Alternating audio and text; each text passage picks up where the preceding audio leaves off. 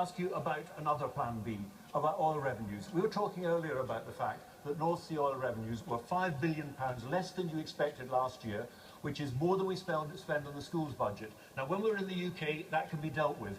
If you're an independent country and you just lost the equivalent to your schools budget, how would you make up the gap? So Donald Mackay, who was 25 years the advisor to successive Secretary of States for Scotland, wrote last week, he said there is no black hole in the Scottish Government's oil estimates, that the UK Treasury and the OBR are missing a mountain of black yes, but gold. What if you're wrong? There is a huge, what if you're wrong about that? I just pointed out that Sir Donald Mackay gave that estimate last week. Alistair, when you were Chancellor of the Exchequer, you forecast that oil revenues would be £6 billion in 2011.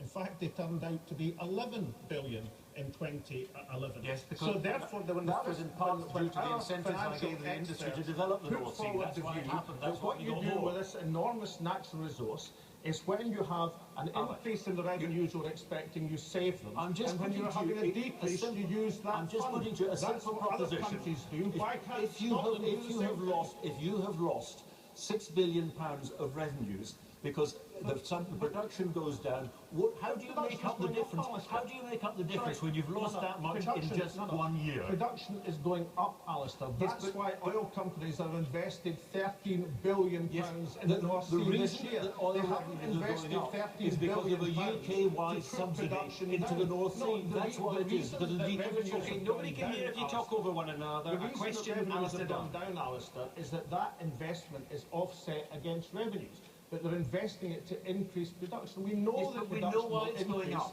Production will increase, as we know, because 80% of the companies say so. We know that North Sea oil production is going up because of a UK subsidy that is going into decommissioning. But I'm asking you, in an independent Scotland, if you suddenly lost revenues, the equivalent of everything we spend on schools, half we spend on the health service, in just 1 year, how would you make up the difference? Alistair, that is exactly why we put forward the Fund for Stabilisation, which allows you to save when oil revenues are high.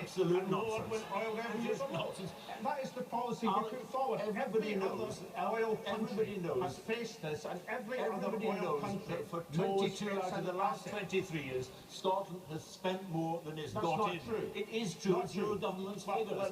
Every year for the last 23 years, bar 1. 5 years, relative to the United Kingdom, Scotland was £8 billion better off, or would have been as an independent country. Alistair, you know that because it's in the GERS figures. I know your figures. I've looked at your figures. You are spending more than you're bringing in. I'm asking you how you make up the shortfall. Difference, Alistair, which is a lot of money. Alex Salmond, can you allow him in his final minute to get another question? Sure.